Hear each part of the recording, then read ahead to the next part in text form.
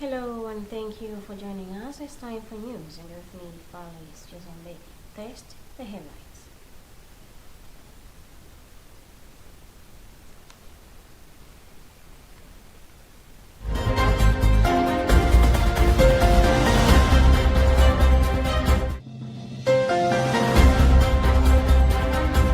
Pope Francis speaks about Christian journey to unity rooted in prayer. Global Landscape Forum blames lack of expertise in tree planting that is fueling low survival rate.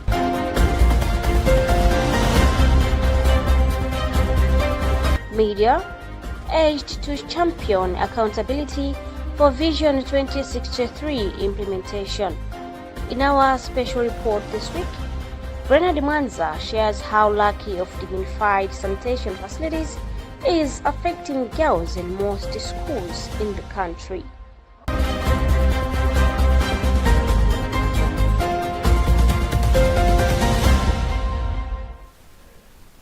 We have this and more. Do stay with us.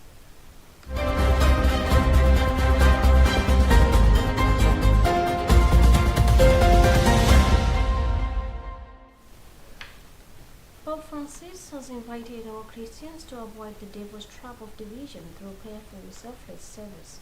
Pope Francis offered that invitation on Thursday evening in his homily at an ecumenical evening prayer service held in the Basilica of St. Paul outside the walls. Helbert Granda reading a Vatican report. At the conclusion of the week of prayer for Christian unity, the Pope joined the heads of representatives of various churches for Vespers, including Metropolitan Polycarp of Italy, representing the Ecumenical Patriarchate and the Constantinople.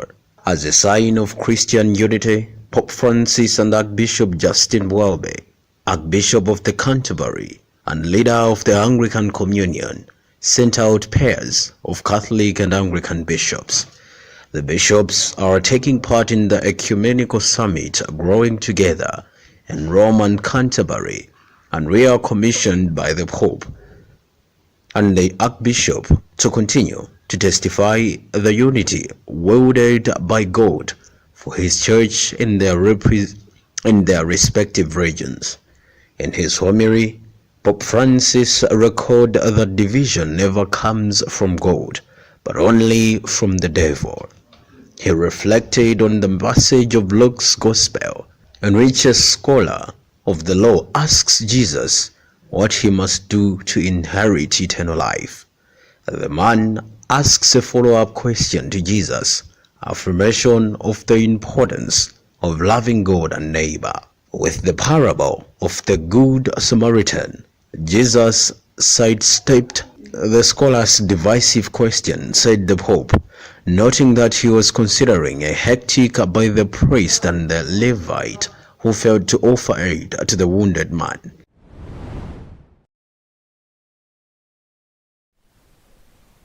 The Regional Director for Leadership for Environment and Development in Southern Eastern Africa, Professor Susan Jota, has urged the government to overhaul the affordable inputs program in the country, which can significantly contribute to agricultural growth with the right changes.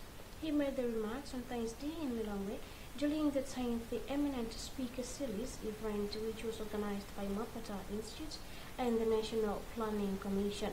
Richard Monova filed this report. According to Mundari, it is high time that the country do more than talking, or talk more of the doing, to realize its 2063 vision and its 10 years implementation plan, which is from 2021 to 2030.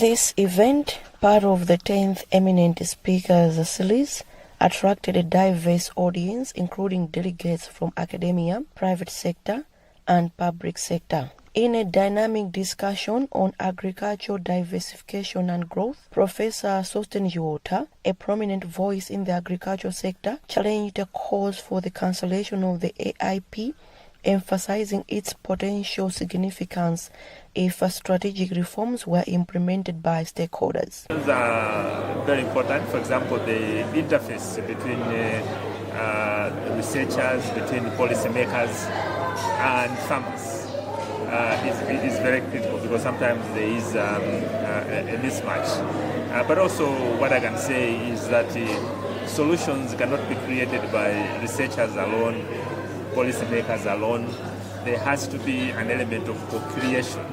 We need to sit together with the farmers, the researchers and the policymakers and co-create solutions together. On his part, Mwapata Institute Executive Director William Mujatsa said the 10th Eminent Speaker series has proved its ability to bring together both leaders and stakeholders in the agricultural sector, thereby fostering a collaborative effort towards the future of agriculture. Reasons why we are in such a situation. I think one of them being how we prioritize the resources which we have, both the financial and human resource. I think we are not looking at it from a holistic point. So we need to look at how we spread and allocate the resources, whether we consider inputs from farmers. Dr. Thomas Muntali is the National Planning Commission Director General.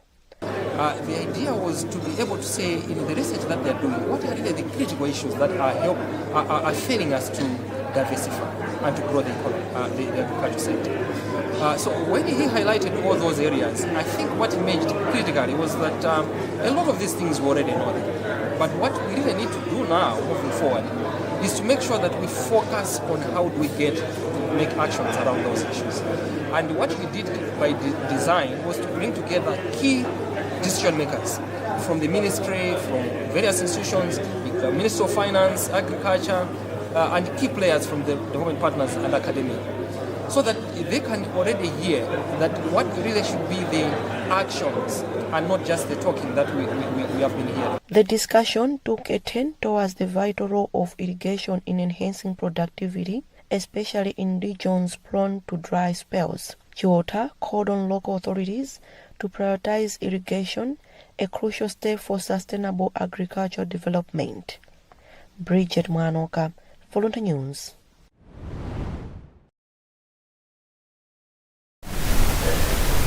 The Global Landscape Forum has blamed lack of expertise among the citizens in planting trees, saying it is fueling low survival rate of trees that have been planted.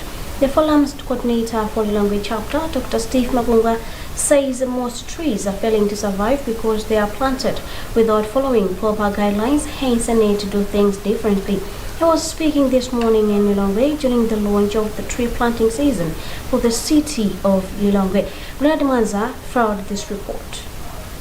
According to Dr. Magungwa, it starts with a better selection of tree seedlings for specific soils and then the kind of spaces on which the seedlings are planted. Because of the way we have been clearing or mapping the holes, I find that maybe after 2 or 3 months, the rooting cannot really go beyond, they start now drying up. So that has also been one of the major contributing factors. The other aspect is that once we have planted, even when you're planting, we don't even consider applying some manure, compost manure and all that. We assume the tree would be able to, to get the nutrients on their own. It's just a small baby who has been just being put into the soil. It needs to be nurtured. It needs to be taken care of. On how best to care for the trees to increase the survival chances, Dr. Magungwa says there is a need to provide necessary nutrients to these trees as they grow, rather than leaving them unattended after planting. Most trees that were planted by the City Council are the interchange in the previous season have not survived, hence the council's plans of replanting other trees at the same place. Lilongwe City Mayor Councillor Richard Banda believes that planting more trees will help the city change its face.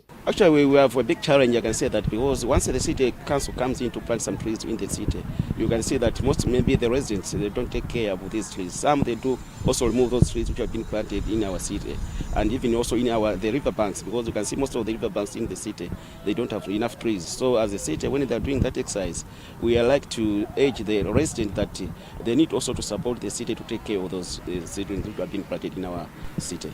On his part, Lilongwe City Centre legislator Alfred Gia, who participated at the launch, said amid depleted forests and other trees, it is high time that everyone embarked on deliberate tree planting exercises to replace the vegetation. We must make sure that we take care of these trees until they fully grow. If we don't do this, then our efforts will be watered down by these trees not growing to the intended purpose. The City Council plans to plant 100,000 trees during this forestry season. President Dr. Lazarus Chakwera launched the 2023-2024 National Forestry Season in Palombe on 18th January under the theme Forest Innovation in Action, Reforestation for a Sustainable Tomorrow. Government targets to plant about 34 million trees this season. For Luntha News, this is Bernard Mwanza.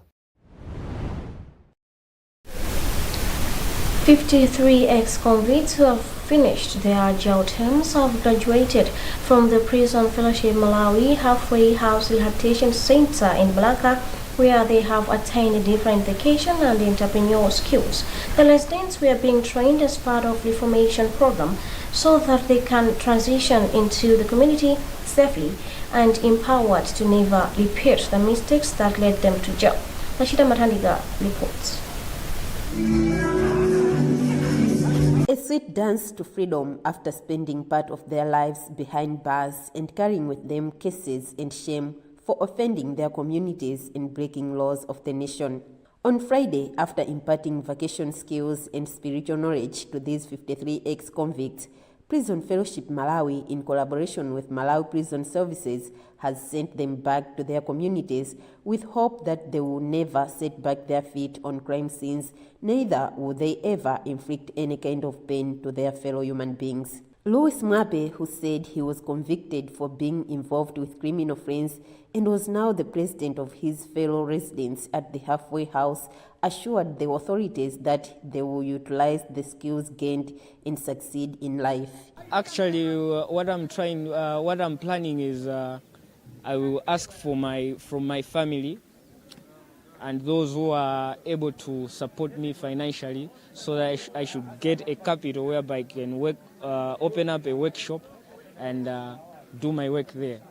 From there, the marketing and so on, it will grow from there. Commissioner Clement Kainja, responsible for administration and finance at the Department of Malawi Prison Services, while expressing his satisfaction to the program, has asked the halfway house director to include the mindset change enabler so that the program becomes connected to the Malawi 2063 agenda.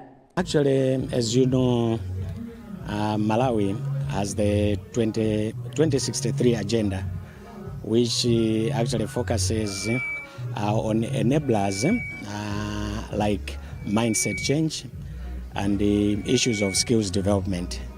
So we are also looking at ourselves as a Department of Prisons in line of issues to do with the reformation and rehabilitation to contribute to that particular pillar or agenda, so that all the people who are going through the prisons department should be able to acquire skills which should be able to help them be able to earn a living once they are outside prison. In his remarks, the Executive Director of Prison Fellowship Malawi, Rodrigue Zalimba, said there is progress in changing lives of ex-convicts and called on for more support into the program because there are a lot of inmates that are in need of such programs in Malawi prisons.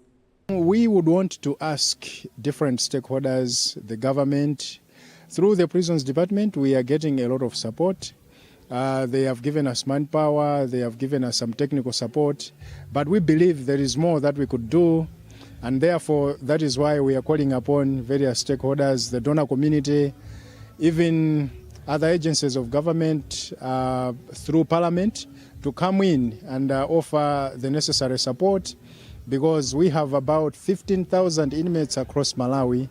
But as you have seen for yourself, only 53 were graduating today. And I was saying that this is just a dot in the ocean. There are many out there who would love to access our services, but we are not able to do so because of some constraints, financial and otherwise. A plea is also sent to the public to accept ex-convicts into their communities after serving their full terms, because discrimination is leading to repeated offences, since most ex-inmates face survival challenges from the society that is filled with hate and discrimination. Rashida Matandika, Luntha TV, Balaka.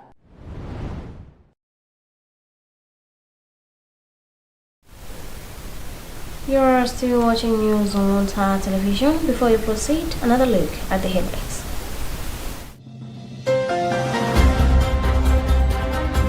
Pope Francis speaks about Christian journey to unity rooted in prayer.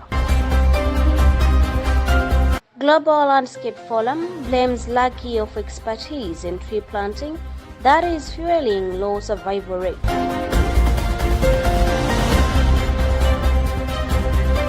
Media urged to champion accountability for Vision 2063 implementation. In our special report this week, Bernard Mwanza shares how lack of dignified sanitation facilities is affecting girls in most schools in the country.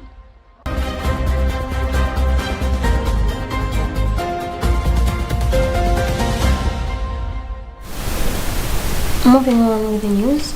Media professionals across the nation have been called upon to support the 2063 vision by holding duty bearers accountable.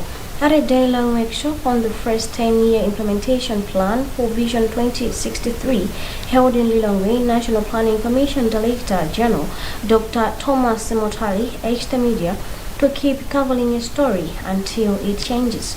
The training was funded by USAID via Panyard Global, whose Chief Political Officer, Dr. Francis Okello, believes that the media plays a crucial role in creating an informed public that will enable the blueprint to be implemented successfully.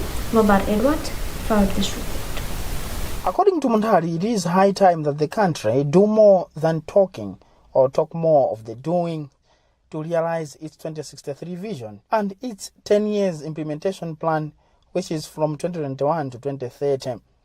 He views media as allies to the realization of the blueprint and challenges it to report on positives and achievements so far, which he says will encourage others to join the bandwagon of collaborating together in developing the country. In both the formulation, popularization of the vision. But we also felt that having worked together on this journey, the media should be kept abreast of how are we performing in as far as the implementation of the vision is concerned. And because we also feel that the media have a key role to ensure that we accelerate actions, efforts. Because in the first 10-year implementation plan, we only have less than 7 years to go.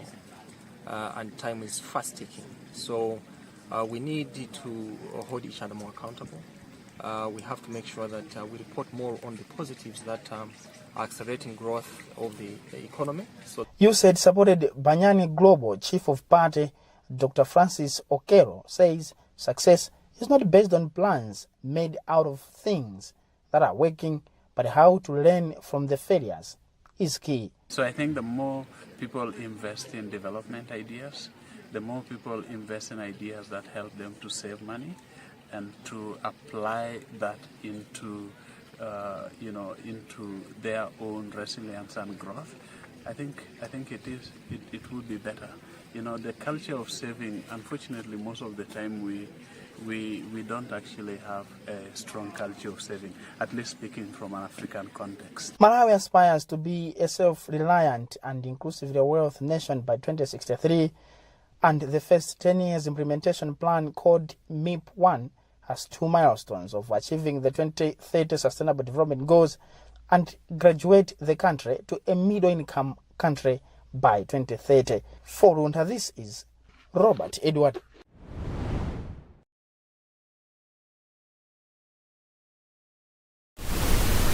On January 25, 2024, authorities in Lilongwe arrested Ali Kazembe and Moses Mponda on suspicion of masquerading as taxi operators. According to Lilongwe Police Station Public Relations Officer Inspector Hastings Chigalu, the duo operating a Swift motor vehicle allegedly assaulted and robbed a suspecting passenger of items worth 700,000 kwacha on January 21st at the Balon Estate. He said the police investigation led to the recovery of stolen property, including MSCE diploma and medical council certificates and clothing. Richard Monoka caught up with Inspector Chigalu. I can confirm that Lilongwe Police Station has arrested 2 people identified as Ali Kazembe, 42, and Moses Mponda, 35, on suspicion that they attacked a certain gentleman who boarded their vehicle that was operating as a taxi and robbed him various property worth 700,000 kwacha. These people were operating a motor vehicle Swift, registration number LL8878. And when this gentleman boarded their vehicle at around 8 p.m. at MRA roundabout, going to Kabudula Trading Center, they stopped at Balon Estate along the road where they attacked and robbed this gentleman these items. So when we received the complaint, we instituted investigations that lead to arrest of these 2 suspects, and we also managed to recover MCE diploma and the medical council certificates, among others. So they will be appearing in court anytime soon to answer robbery charges.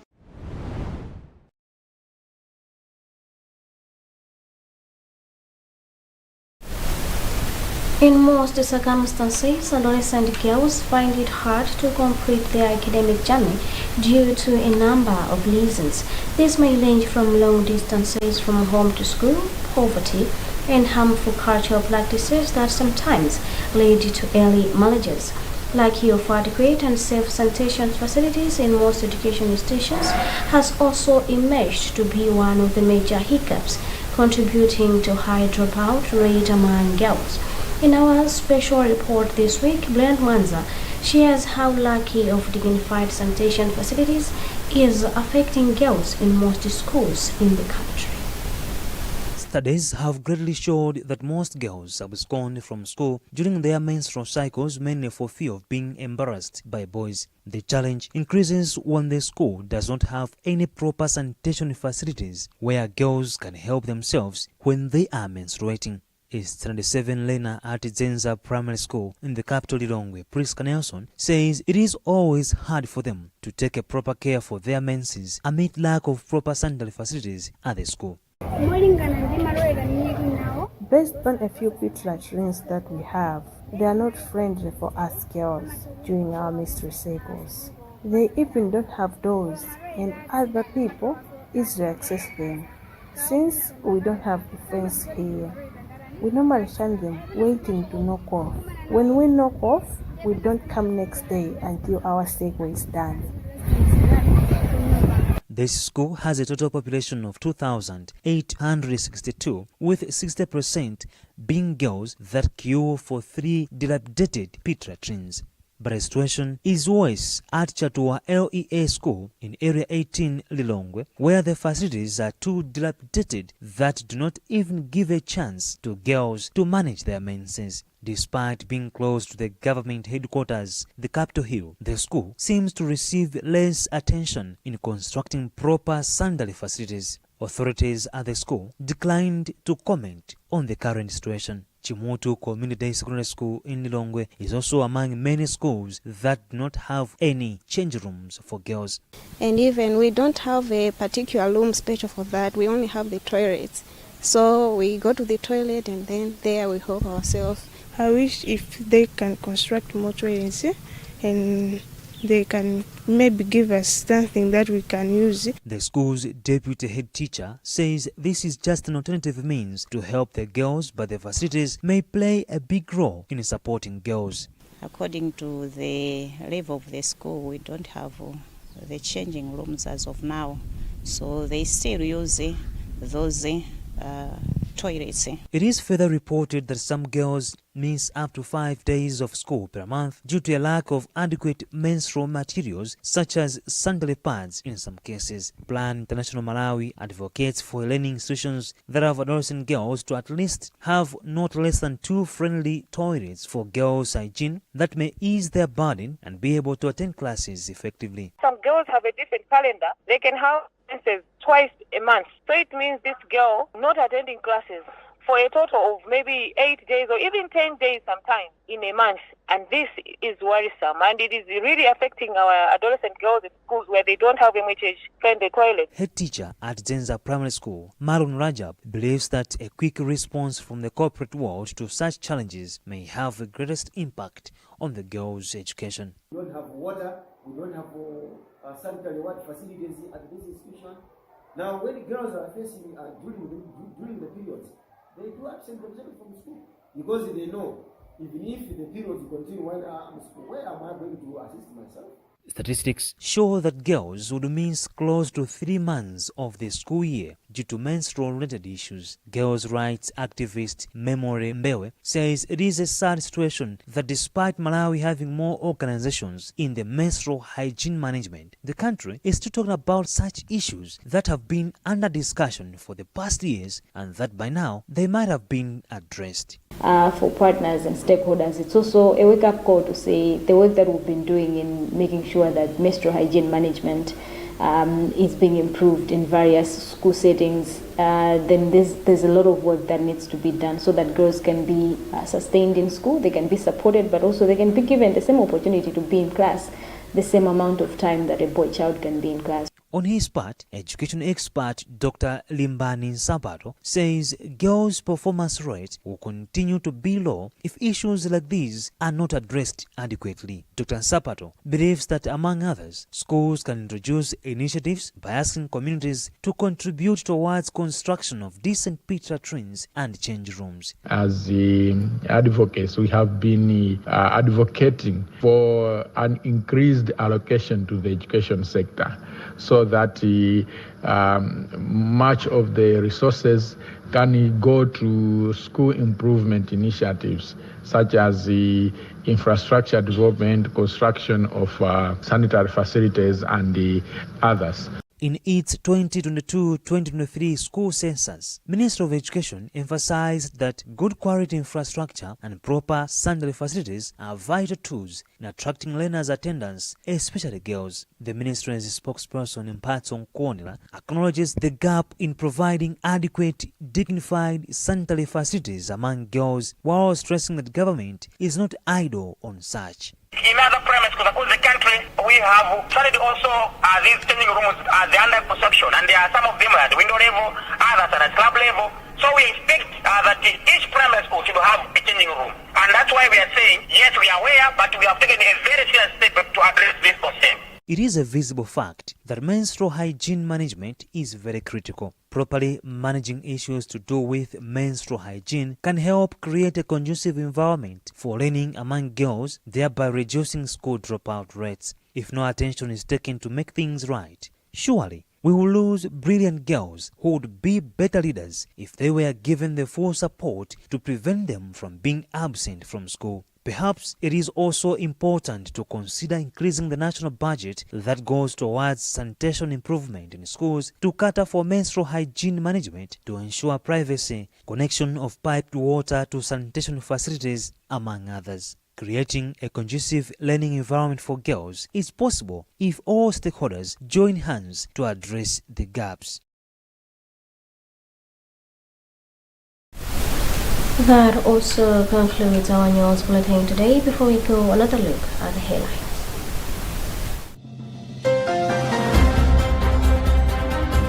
Pope Francis speaks about Christian journey to unity rooted in prayer. Global Landscape Forum blames lack of expertise in tree planting that is fueling low survival rate.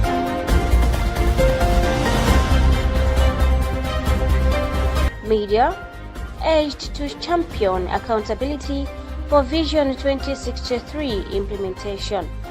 In our special report this week, Bernard Mwanza shares how lack of dignified sanitation facilities is affecting girls in most schools in the country.